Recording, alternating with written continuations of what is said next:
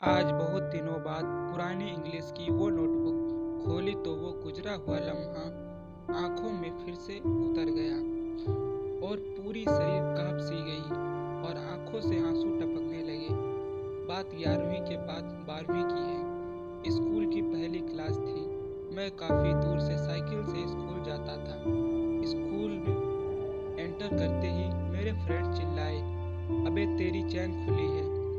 मैं क्या करता, झटके से ध्यान किया, फिर उन्होंने दोबारा से बोला, अबे यार बैग की चैन। फिर पूरी क्लास हंसने लगी और कोई मुस्कुरा रहा था तो वो थी निकिता। मैंने जैसे ही उसकी तरफ देखा वो भी मुस्कुराना बंद कर दी।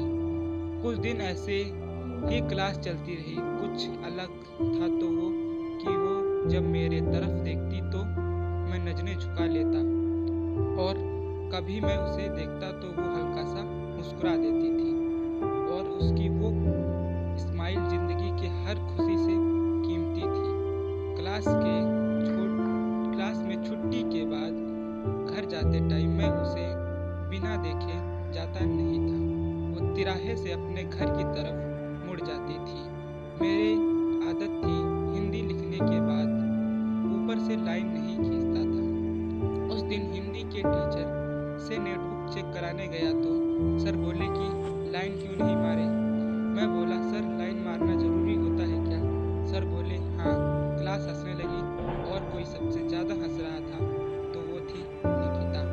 उसको हंसता देख मुझको अलग ही खुशी मिलती थी।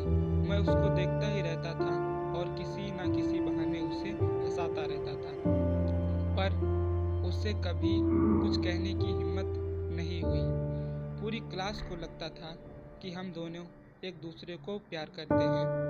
अब शायद उसे भी लगने लगा था कि मैं उसे बहुत चाहता हूँ। एक दिन वो स्कूल नहीं आई थी तो अगले दिन वो मेरे से फर्स्ट टाइम मुझसे कुछ मांगी और बोली कि मुझे अपनी इंग्लिश की नोटबुक दे दो।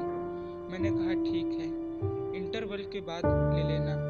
फिर मैंने इंटरवल के टाइम इंग्लिश की नोटबुक के इंडेक्स पेज पे लिखा, जन्नत सी होगी मेरी ज़िंदगी निकिता अगर तुम्हारा साथ होगा तो। और मैंने उसे इंटरवल के बाद दे दिया।